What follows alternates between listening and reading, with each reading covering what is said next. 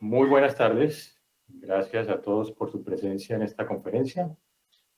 Permítame presentarme. Soy Carlos Arturo Pavón, gerente general de Bionutrec. Bionutrec es una compañía relativamente nueva en el sector de salud. Somos un laboratorio colombiano que cuenta con el respaldo como socios accionistas de dos grandes empresas con mucha trayectoria en el sector: Laboratorio La Santé y Laboratorio JGB. Somos el único laboratorio en Colombia que cuenta con planta propia de probióticos. Y hoy hemos invitado a participar de esta conferencia Microbiota y el rol de los simbióticos para el fortalecimiento del sistema inmune, que será liderada por la doctora María Elizabeth Becerra Rueda. La doctora María Elizabeth es médica pediatra de la Universidad de la Sabana de Bogotá, con posgrado en nutrición pediátrica de Boston Children y en microbiota en el CEMIC de Argentina, y cuenta con certificación como facilitador de la IEPI, Atención Integrada a las Enfermedades Prevalentes de la Infancia. Ha realizado numerosas conferencias en temas relacionados con pediatría y ha asistido y participado de varios congresos relacionados con la microbiota y probióticos. Después, la doctora Becerra, profesional idóneo para liderar esta conferencia con un tema muy pertinente. Estamos seguros que será enriquecedora para todos los aquí presentes. Les recuerdo que pueden hacer sus preguntas por el icono de signo de interrogación. Los dejo, pues, con la doctora María Elizabeth Becerra.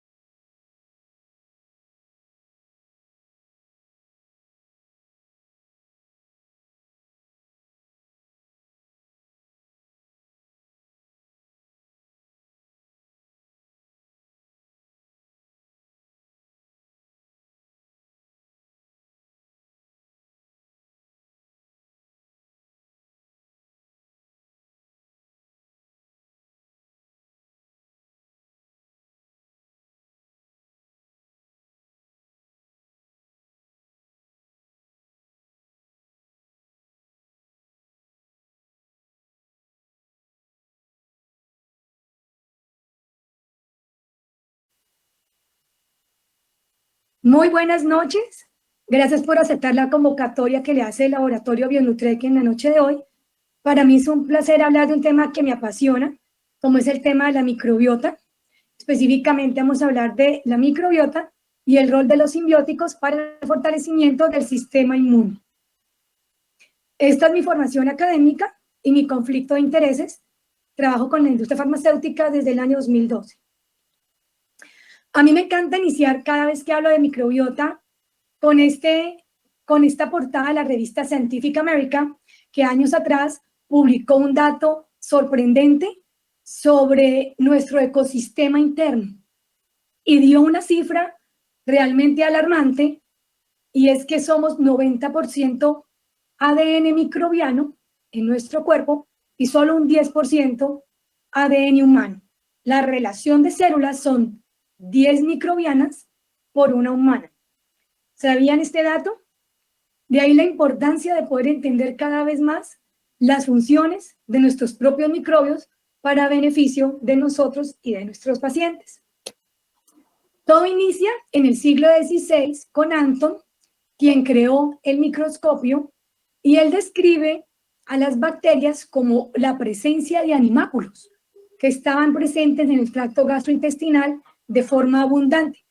Y él no sabía que era la primera vez que estábamos identificando y viendo una bacteria. 2 siglos más tarde, Louis Pasteur, bacteriólogo francés, descubriría las bacterias anaerobias propias del colon. El doctor Mechnikov, que fue un científico ucraniano, premio Nobel en el siglo XIX, dice que las bacterias acidolácticas brindaban beneficios a la salud y promovían la longevidad, dato que hoy se corrobora sobre todo para las bifidobacterias. Él también describe un término que lo llamó la autointoxicación intestinal, y él decía que esta entidad podría suprimirse modificando la flora intestinal a través de las sustancias tóxicas del Clostridium, inhibiéndolas o contrarrestándolas con los mecanismos de acción de las cepas de Lactobacillus. Louis Pasteur decía algo muy interesante. El papel de lo infinitamente pequeño en la naturaleza es infinitamente grande y cada vez cobra más importancia con el estudio de la microbiota. La teoría hologenómica habla sobre los genes y su relación con sus propios microbios. El hologenoma es esa información genética del hospedador y de su microbiota. 100 veces más genes microbianos en nuestro organismo que los propios genes humanos. Por eso yo digo, yo no, nosotros. Yo, más mis propios microbios, vamos a conformar un superorganismo y hemos podido evolucionar a través de una relación simbiótica con nuestros propios microbios. Una vez se rompa esa simbiosis, hay enfermedad y viene la infección, la alergia, el cáncer, etc. La microbiota intestinal es tan distinta de un individuo a otro que podría ser usada como un método de identificación personal, como de la huella dactilar. Existen más de 100 billones de microorganismos en el cuerpo humano, más de 1000 especies, identificadas entre bacterias, virus, hongos, protozoarios, y 7000 subespecies identificadas. Esta microbiota intestinal en el adulto promedio logra pesar hasta 2 kilos. Hoy se considera como un nuevo órgano, porque es que somos solo 10 trillones de células humanas y 100 trillones de células microbianas. El metabolismo de nuestros microbios es 10 veces más activo e importante que el propio metabolismo humano. El microbioma se estudió a través del árbol filogenético, resultado del estudio MetaGit, realizado en el año 2008 a 2010, con un costo de 11.4 millones de euros. A través de este estudio se logró deducir las comunidades microbianas que se identifican por los discos de colores, como les muestro en la gráfica inferior derecha. Se logró establecer que todos tenemos una huella microbiana única y que en cada individuo el porcentaje de distribución de los enterotipos son diferentes. Es así como algunas personas tienen más prevalencia de bacteroides, otros más de Prevotella, otros más de Ruminococcus. También existe otro proyecto dirigido por el Instituto Nacional de Salud de los Estados Unidos, que se llamó el Human Microbiome Project, donde se logró identificar no solamente la microbiota intestinal, sino se tomaron muestras de otros nichos microbiológicos del cuerpo, como es la piel o el tracto genitourinario, ampliando aún más este árbol filogenético y comprendiendo aún más todo este mundo de la microbiota. La microbiota se define entonces como la comunidad de microorganismos vivos en un nicho estudiado. Por ejemplo, en el colon humano se llama la microbiota intestinal, pero tenemos microbiota genitourinaria, microbiota de la piel, etcétera, etcétera. Cuando hablamos de microbiota, hablamos en términos de microbios. Y en cuanto al microbioma, es un conjunto de los microorganismos, sus genes y sus metabolitos en un nicho propio. El microbioma fecal, por ejemplo, alberga casi 10 millones de genes microbianos. Cuando hablamos de microbioma, estamos refiriéndonos al término del hábitat, el hábitat donde se albergan estos microbios. El metagenoma es ese material genético presente en una muestra ambiental. Tenemos el metagenoma del genoma humano o, por ejemplo, del microbiano. El análisis metagenómico mostró otro dato también sorprendente. 5 millones de genes microbianos de nuestro cuerpo van a cumplir más de 20.000 funciones fisiológicas o biológicas dirigidas por nuestras propias bacterias. De ahí la importancia de mantener una microbiota saludable y saber cómo manipularla para nuestro beneficio. El metagenoma, entonces, es este complejo formado por el material genético del microbioma y del hospedero.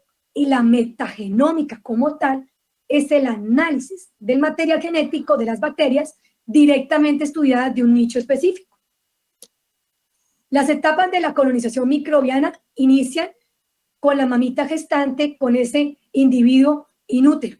A nivel prenatal, lo que más influencia la colonización microbiana, porque hoy sabemos que ese feto no es estéril, ni tampoco su placenta, ni líquido amniótico, va directamente relacionado con la dieta de la mamá gestante, el ambiente en el que ella se desarrolla, su geografía, el estatus socioeconómico y su cultura, y la exposición o no in útero a antibióticos cuando esa mamita gestante tiene que recibir un ciclo antibiótico.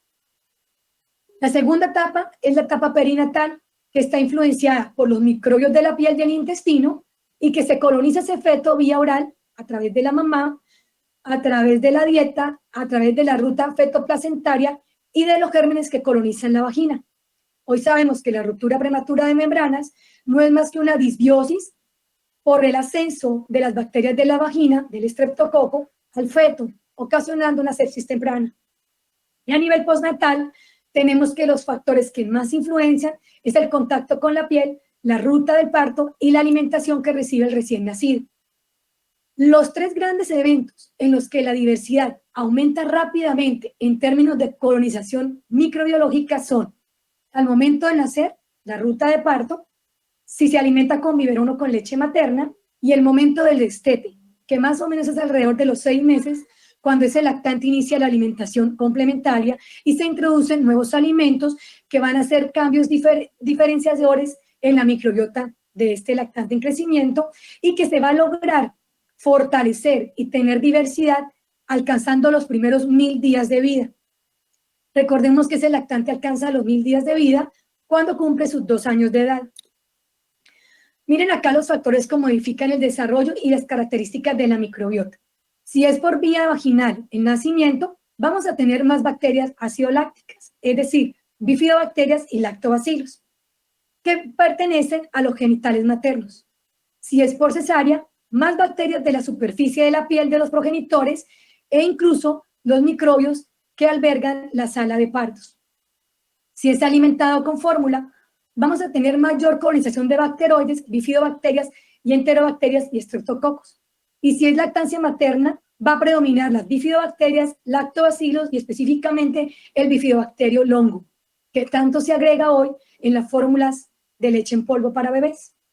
En el momento del destete, las bifidobacterias van a constituir cerca del 15% de esa carga de microbiota y van a ser superadas por bacteriotetes, eubacterias y protococcae. El segundo año de vida, que es cuando cumplimos los 1000 días, ya el esbozo de lo que es el esbozo microbiano de lo que será el resto en la vida adulta. Aquí lo vemos de una manera más gráfica según el filo de cada microbio y vemos cómo en cada etapa esos filos van cambiando y cómo se estabiliza en la infancia y en la pubertad para decrecer, sobre todo en bifidobacterias, en la tercera edad. Es entonces así como la colonización de la microbiota se resume en un aumento gradual de anaerobios estrictos y un incremento en la diversidad de esa microbiota.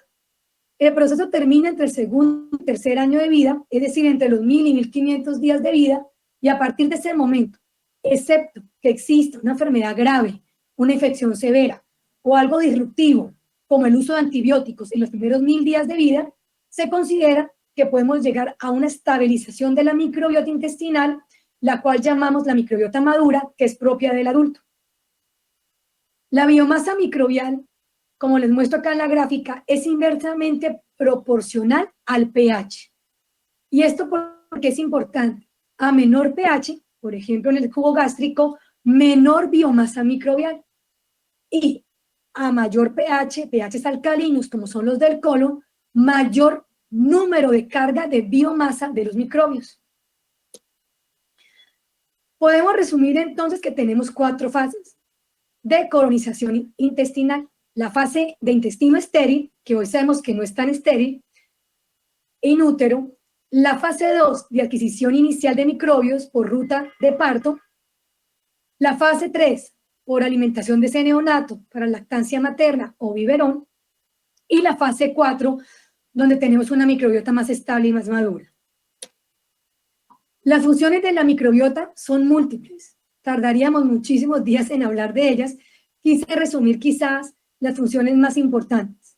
Todos sabemos que la microbiota evita la translocación bacteriana, cumple una función súper importante de barrera y produce sus microbios bacteriocinas, que son sustancias antibióticas naturales para defendernos de enteropatógenos. Cumple función de diferenciación en la mucosa intestinal y produce ácidos grasos que van a ser claves al modular el gas intestinal. También algo súper importante que quizás es el rol más importante a nivel nutricional de la microbiota es que nuestros propios microbios sintetizan micronutrientes. Nuestra microbiota sintetiza ácido fólico, vitamina K, biotina y vitamina B12. Y también a través de nuestros microbios intestinales vamos a absorber calcio, hierro y magnesio. Es así como la microbiota altera la absorción y la digestión de nutrientes. La proliferación celular epitelial es la primer puerta de entrada para estímulo de nuestro sistema inmune y es la principal regulación de porcentaje de producción de serotonina. A eso se le conoce como el eje neurointestinal.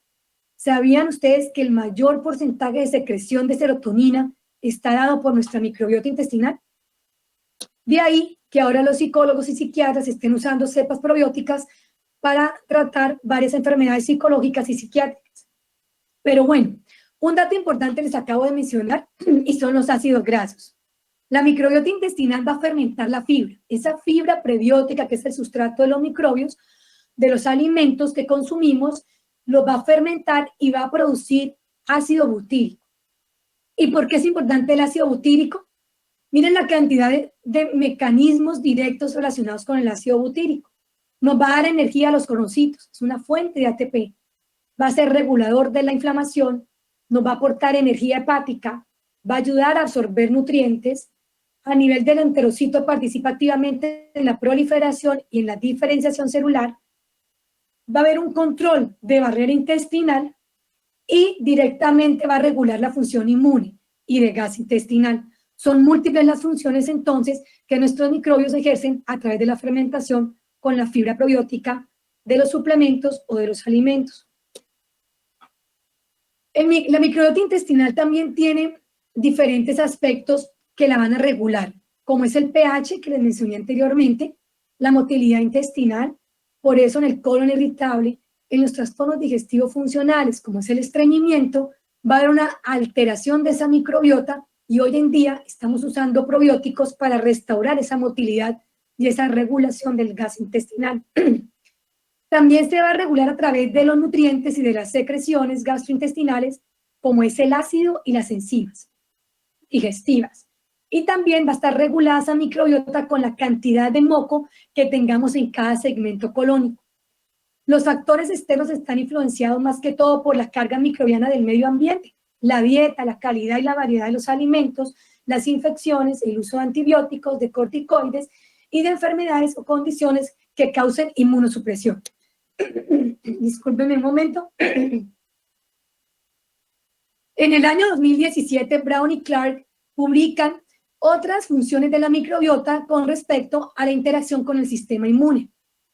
Y es así como ellos datan que los ensayos clínicos demostraron que compite directamente la microbiota con los nutrientes y los sitios de modulación inmunológica. Va a haber secreción de sustancias antimicrobianas. Yo les hablaba que la microbiota sintetiza sustancia antibiótica natural, que son las bacteriolicinas. Y algo importante es que ayuda a establecer la barrera del moco, a estimular el desarrollo inmune del tejido linfático de las placas de Peyerl, donde hay bastante actividad inmunológica. Ciertos productos microbianos pueden también albergar un potencial regulador inmune directo, discúlpenme. Quiero mostrarles acá en estas dos gráficas la distribución tan diferente de fila de los microbios del adulto y del menor de 1 año. El adulto tiene el 80% firmicutes, con presencia de Rominococcus, Clostridium, Lactobacillus y Enterococcus. Pero el menor de 1 año tiene un 30% de firmicutes. En bacteroidetes tenemos un 20-30% en el adulto que contrarresta con los bacteroidetes del 20% del lactante menor de 1 año. Ahora quiero mostrarles un poco más a profundidad de qué se trata ese eje neurointestino. Los lactobacilos y las bifidobacterias secretan neurotransmisores. Estos microbios secretan GABA, acetilcolina y serotonina, implicados en regular procesos fisiológicos y neurológicos cuya disfunción se relaciona con procesos de ansiedad y de depresión. Entonces, ¿cómo actúan los psicobióticos en el cerebro?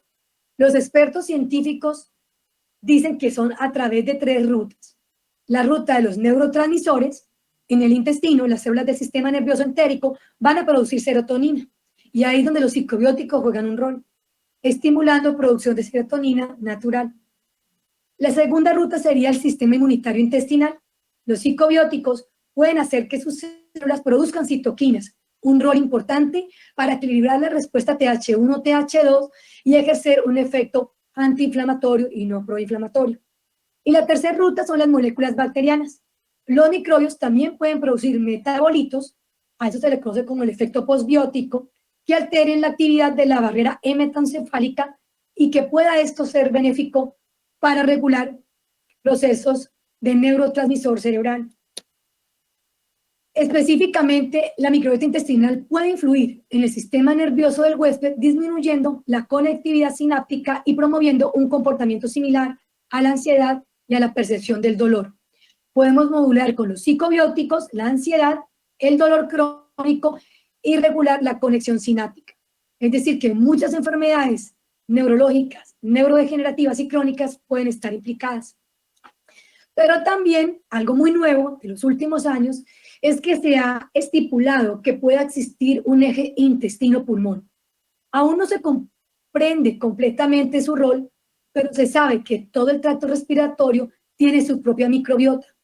Y también se conoce que las infecciones respiratorias van muy de la mano con las disfunciones intestinales.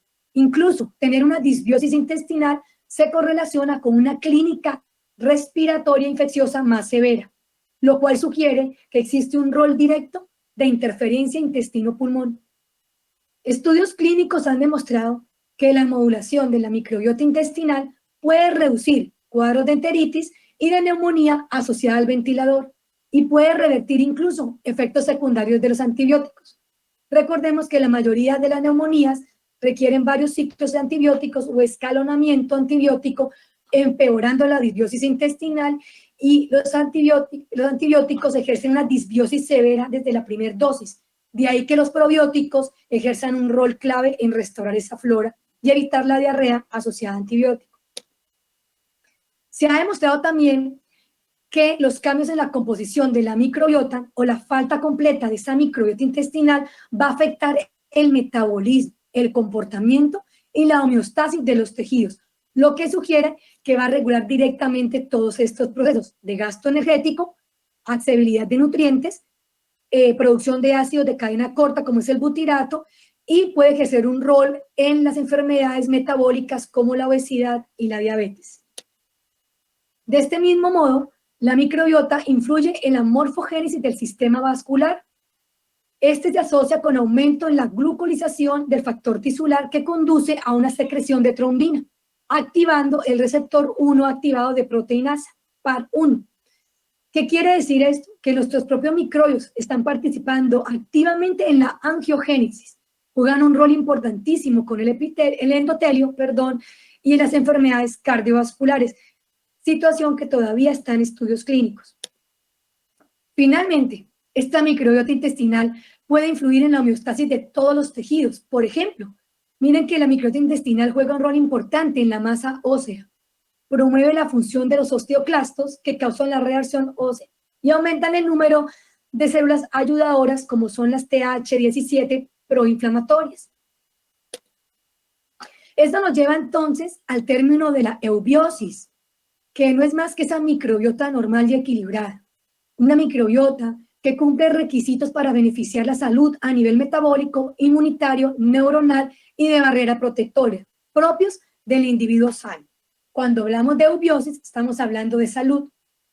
Y en contraparte tenemos la disbiosis, que no es más que ese desequilibrio en esa composición bacteriana de un nicho específico con la desaparición transitoria o definitiva de algunas de sus cepas benéficas para la salud. Cuando hablamos de disbiosis, estamos hablando en términos de enfermedad, cualquiera que ésta sea. La microbiota garantiza la homeostasis del cuerpo. Junto con el sistema inmune, nos defiende de infecciones y demás enfermedades crónicas. En cuanto a la disbiosis intestinal, este es el desbalance de la microbiota intestinal como consecuencia de la proliferación anormal de bacterias en el intestino. Sus principales factores son el estilo de vida, la dieta, la colonización según la ruta de nacimiento, las prácticas médicas, como el uso de antibióticos, vacunas, medidas de higiene. Recordemos que la teoría estricta de la higiene hace que en el lactante haya menos diversificación de esta microbiota. Las infecciones intestinales, la edad avanzada, sedentarismo, el consumo de tabaco y alcohol, la contaminación ambiental y de alimentos y los malos hábitos alimentarios con esas dietas restrictivas, o en los niños cuando se vuelven selectivos, que carecen de fibra prebiótica porque no comen suficiente fruta y verdura, pueden hacer cambios nocivos en la microbiota y causar disbiosis intestinal. ¿Y esto por qué es importante? Porque existen más de 20 enfermedades relacionadas directamente con la disbiosis intestinal. Todo tipo de diarreas, cáncer, enterocolitis, enfermedades inflamatorias, enfermedades metabólicas, el cólico del lactante, alergias alimentarias, enfermedades autoinmunes, son directamente relacionadas con este daño de la microbiota intestinal en las primeras etapas de la vida o cuando son noxas muy severas en cualquier etapa de la vida. ¿Cómo hacemos para restaurar la disbiosis a un estado de eubiosis?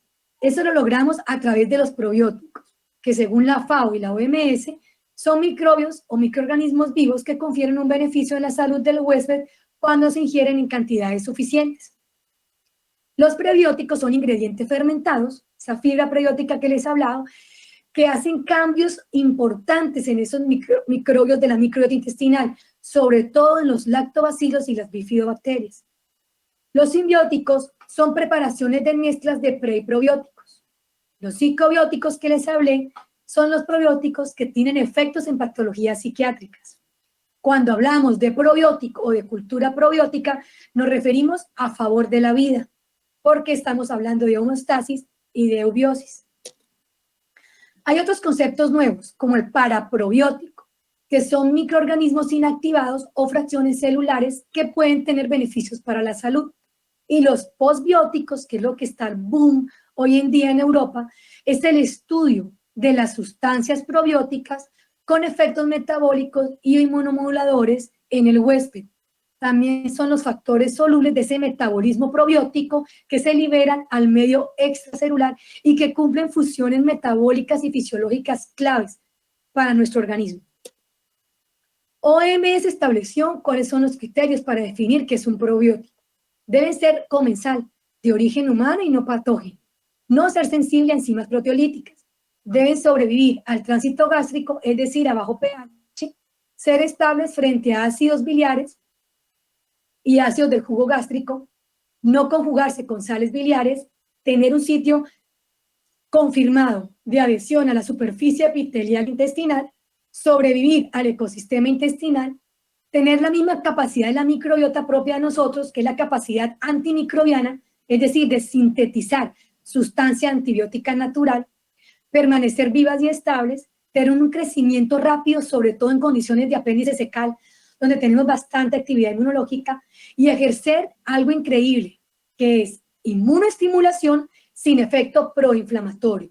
Y ese es un beneficio plus para los probióticos, de ahí que los infectólogos, inmunólogos y reumatólogos estén usando probióticos para enfermedades autoinmunes e inmunodeficiencias, con excelentes resultados.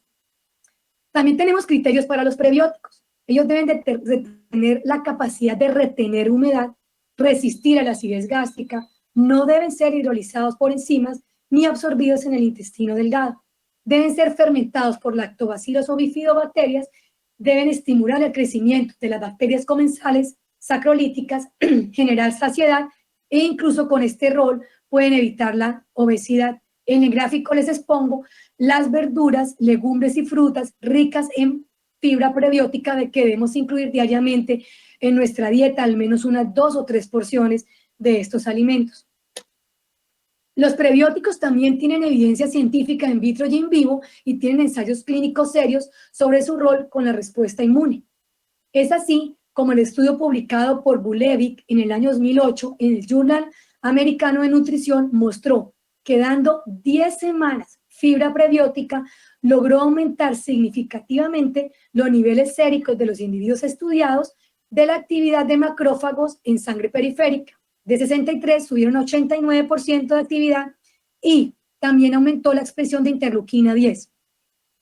Con una medición inicial basal de 329, 10 semanas posterior al prebiótico, este aumentó a 522 picogramos por mililitro de interleuquina 10, ejerciendo un efecto inmunomodulador de los prebióticos en nuestro cuerpo.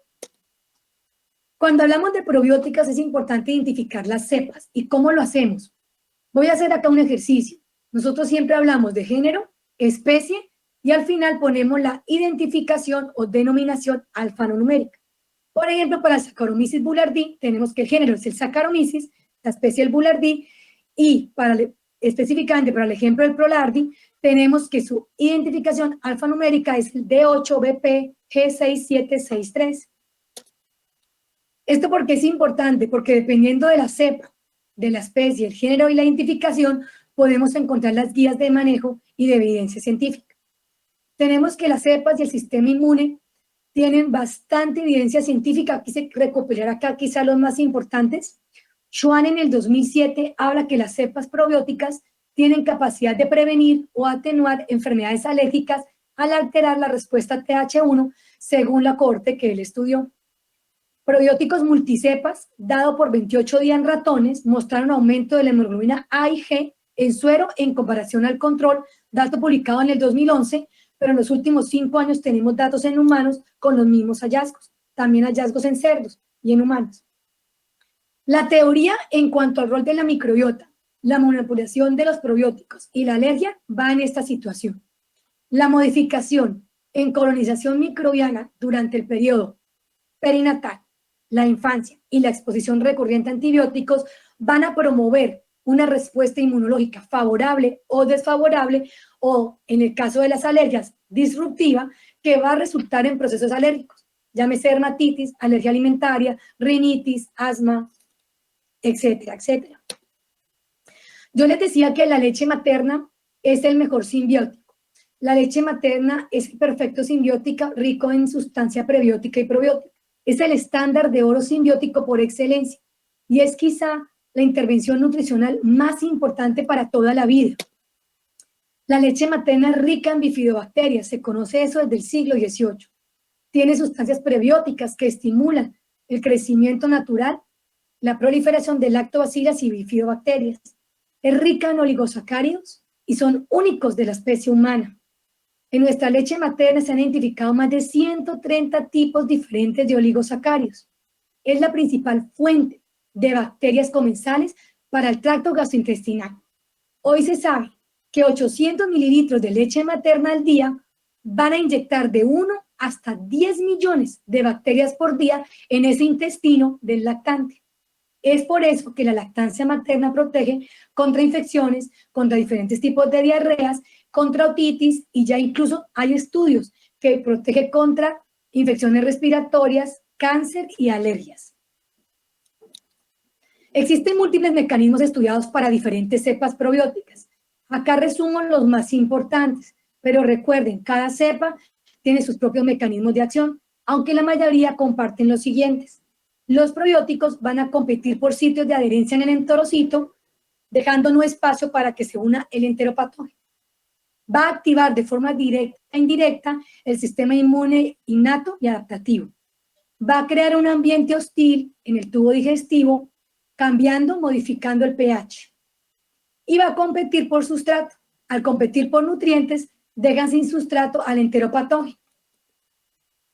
Otros efectos es que el probiótico participa en la inmunidad innata y adquirida, protegiendo al organismo frente a infecciones y procesos de inflamación crónica, como son las enfermedades autoinmunes o la enfermedad de Crohn. Células epiteliales y del sistema inmune innato se han demostrado que tienen receptores celulares que discriminan microbiota comensal y patógena, induciendo síntesis de citoquinas para contrarrestar los efectos nocivos de los patógenos.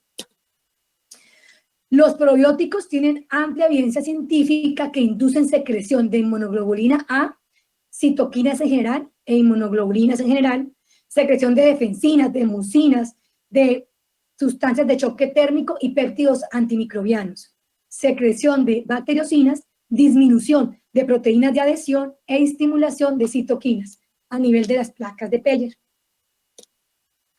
Aquí les muestro el espectro de preparaciones que cumplen los criterios para que sean usadas como probiótico. Vamos desde fármacos hasta alimentos, suplementos nutricionales y leches en polvo. Y lo que no es un probiótico son los alimentos fermentados, que hoy están muy de moda con la cultura probiótica, por ejemplo el kefir, y el otro que tampoco es probiótico es la TMF, de la cual les voy a hablar. La TMF es el trasplante de microbiota intestinal, que no es más que coger microbiota fecal de individuo sano e instilarla en el individuo enfermo. Debe cumplirse selección de donantes apropiados. Los mismos criterios que se usan para cualquier tipo de trasplante los usan para la TMF: infecciones, tipo de sangre, comorbilidades, transfusión sanguínea reciente, etcétera, etcétera. Y lo que se hace es coger muestra de materia fecal del individuo sano, limpiarla, hacer un ultrafiltrado de sus microbios buenos e instilarla vía colonoscópica. Se debe estandarizar su preparado para que sea eficaz y evitar los efectos adversos. Aún no ha sido aprobado por la FDA, sin embargo en los Estados Unidos y Canadá permite su aplicación luego de considerar riesgo-beneficios para el paciente. En el cuadro clínico que más se está empleando a nivel mundial, la TMF, es en la infección por Clostridium difficile, tanto aguda como crónica, vancomicino resistente. Recordemos que las bacterias cada vez no sabemos cómo matarlas y tenemos alta mortalidad en enterocolitis necrosante por Clostridium, por vancomicino resistencia. Es un criterio entonces para usar la TMF.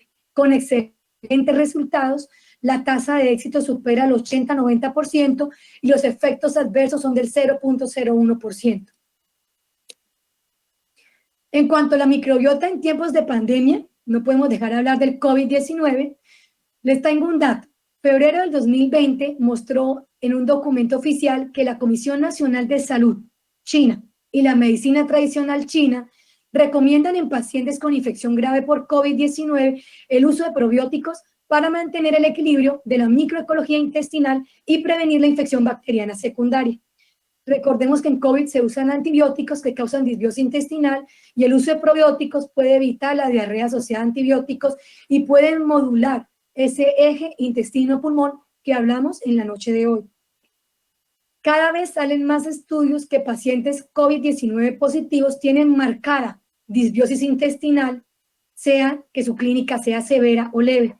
Así que los invito para la sospecha o paciente confirmado en COVID a empezar de forma temprana la suplencia con simbióticos o probióticos. En resumen, sobre microbiota intestinal, es esencial para el mantener la salud y cuando se altera tenemos la enfermedad. La composición de la microbiota saludable sigue en estudio. Aún no sabemos todas sus bondades. Varios estados de enfermedad se han correlacionado con alteraciones de la microbiota, como son las infecciones, las alergias y el cáncer. No está claro si esas alteraciones son la causa o la consecuencia. Necesitamos más estudios. En cuanto a los propios interrogantes, yo considero que las alteraciones en la microbiota pueden ser causales. Tenemos que tener más estudios de evidencia científica para poder responder esta pregunta. O simplemente estarán asociados a enfermedades. La manipulación de la microbiota intestinal mediante cambios dietarios o terapéuticos reconstituyentes, por ejemplo el uso de prebióticos, simbióticos o probióticos, o la modulación inmunológica, ¿puede alterar realmente el curso de una enfermedad crónica o degenerativa? A esa puedo responderles que algunos estudios señalan que sí. Hemos tenido buenos resultados para disbiosis intestinal en trastornos digestivos funcionales, en colon irritable, en algunos tipos de inmunodeficiencias, en enfermedades autoinmunes, enfermedades alérgicas y en inmunodeficiencias transitorias por uso de corticoides. Es entonces así como yo concluyo que existe una evidencia in vitro y in vivo que la homeostasis del individuo con su entorno está influenciado por el equilibrio dinámico de las comunidades microbianas y de su sistema inmunológico y el rol que ambas ejercen, microbiota, sistema inmune. Y en cuanto a la concreción de los simbióticos o probióticos, sabemos que estos microbios benéficos pueden modular la microbiota intestinal para alterar los síntomas gastrointestinales favorablemente y también pueden proteger de diferentes sistemas, a diferentes sistemas de nuestro organismo. Hoy sabemos que dar simbióticos va a regular ese eje neurointestinal, ese eje intestino-pulmón y muchas funciones a nivel inmunológico que pueden protegernos contra atopías y contra infecciones a corto, mediano y largo plazo. Como dice el doctor Cristian Cornejo, cuidar nuestra flora intestinal es la base de la salud. No cuidarla y no cuidar la flora intestinal de nuestros pacientes es la base de enfermedad. Los invito a que cada vez más podamos tener la conciencia de la cultura probiótica y siempre que formulen un antibiótico, no duden en formular un simbiótico para evitar esa disbiosis intestinal y la diarrea asociada a antibióticos. En la noche de hoy, el producto Prolardi es el que nos invitó a esta charla. Este producto es elaborado en Suiza, tiene registro sanitario para mayores de 4 años, viene en presentación en polvo en sobres, la dosificación en niños es un sobre diario, para adultos es un sobre cada 12 horas y viene en presentaciones de caja por 10, 20 o 30 sobres según la patología que vayamos a tratar. Prolardi tiene 5 billones de Saccharomyces boulardii, tiene 200 miligramos de fibra prebiótica en forma de fructo, oligosacáridos FOS, tiene 10 miligramos de zinc en forma de citrato de zinc. Es bien tolerado y no se ha demostrado por el momento ningún efecto adverso, es bastante seguro. Les agradezco haber permanecido conmigo en la noche de hoy con esta charla. Espero haber podido aumentar la perspectiva que tenían ustedes de la microbiota y poder sensibilizarlos con evitar la disbiosis intestinal y fomentar el uso de simbióticos. Estos son mis números de contacto. En este momento doy por terminada la charla y abro para que iniciemos con las preguntas. Gracias. Doctora Elizabeth, mil gracias. Excelente su presentación. Le agradecemos mucho de verdad por su participación. Es increíble, Bueno, de verdad. Placer. Doctora, tenemos unas preguntas. Voy a comenzar con la primera.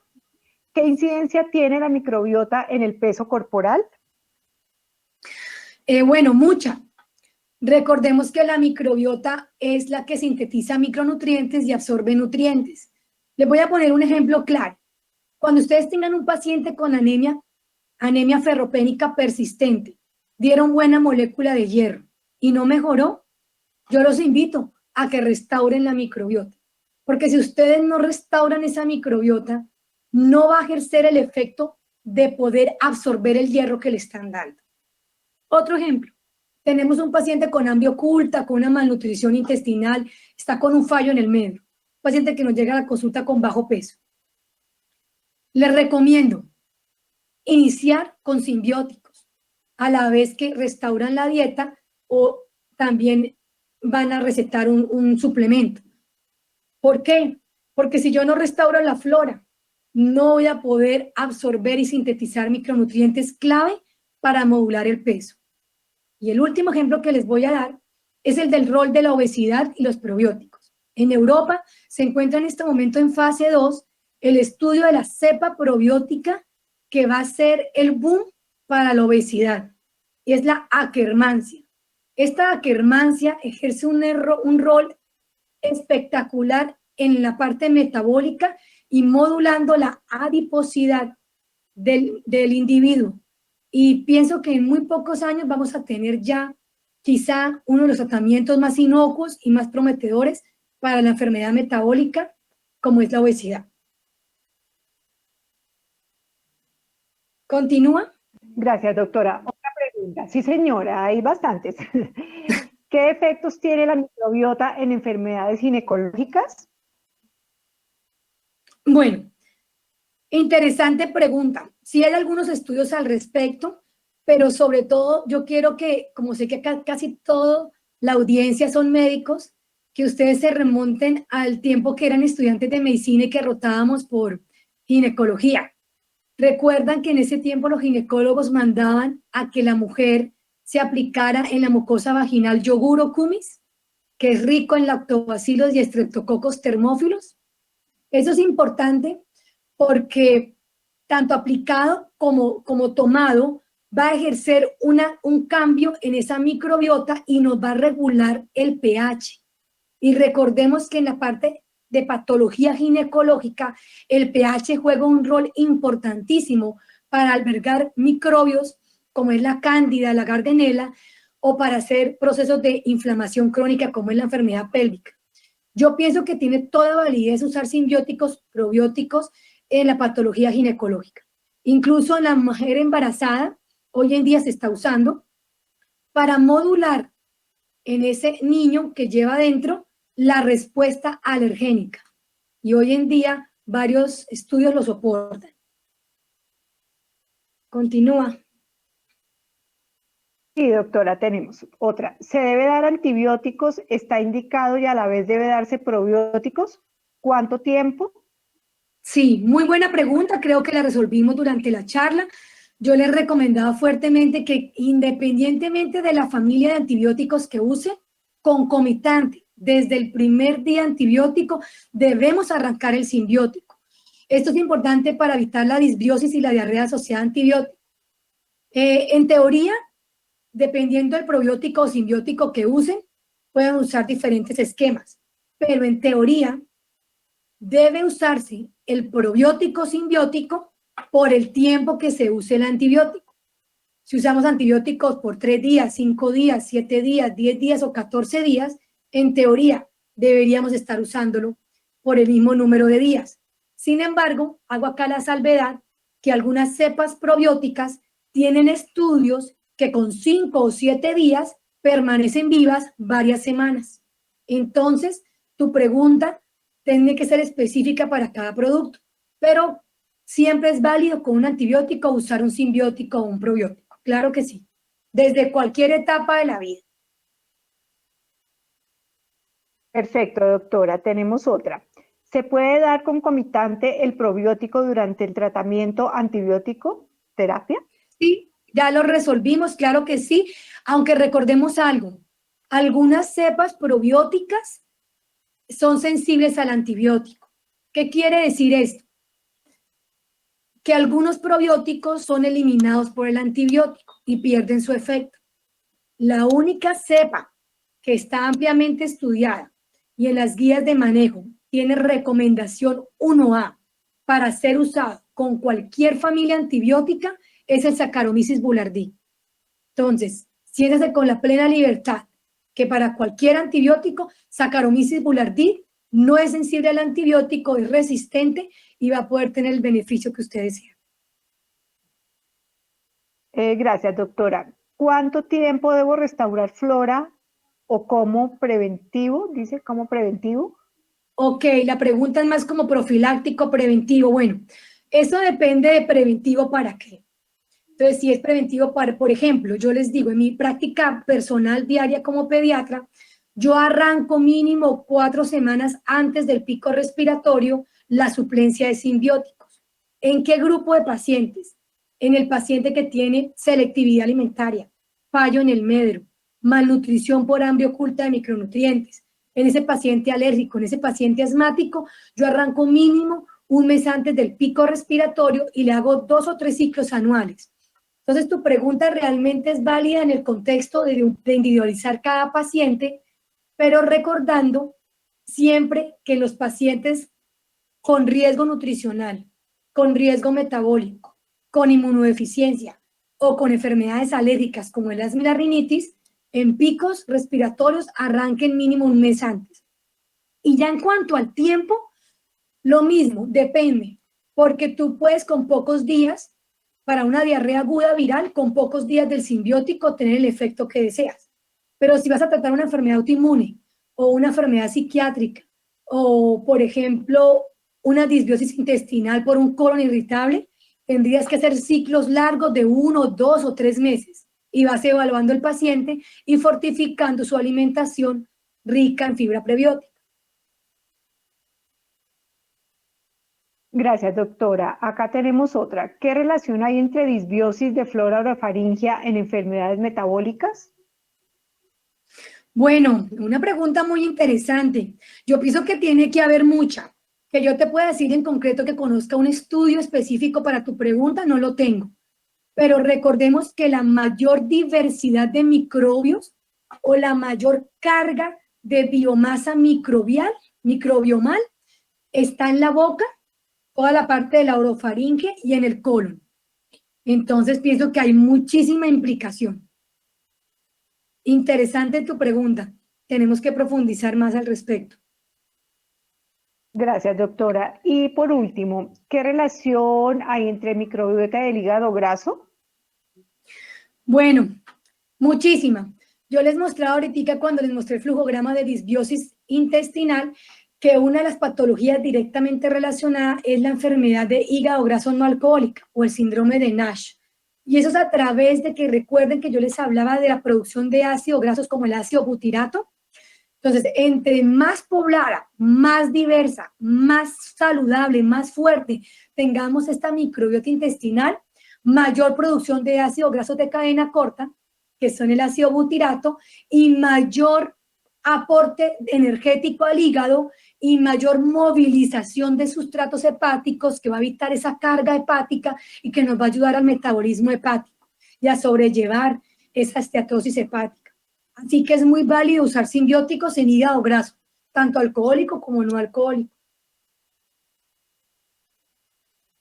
Muchas gracias, doctora. Pues hasta aquí tenemos las preguntas, doctora Elizabeth.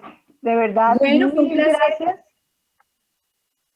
Mil gracias, doctora, por su intervención. Le agradecemos muchísimo y a ustedes, doctores, les agradecemos mucho haber estado en esta charla. Estaremos en permanente contacto con ustedes, invitándolos a otros webinars y esperamos que nos sigan acompañando de esta forma. Mil y mil gracias y feliz noche para todos. Feliz noche.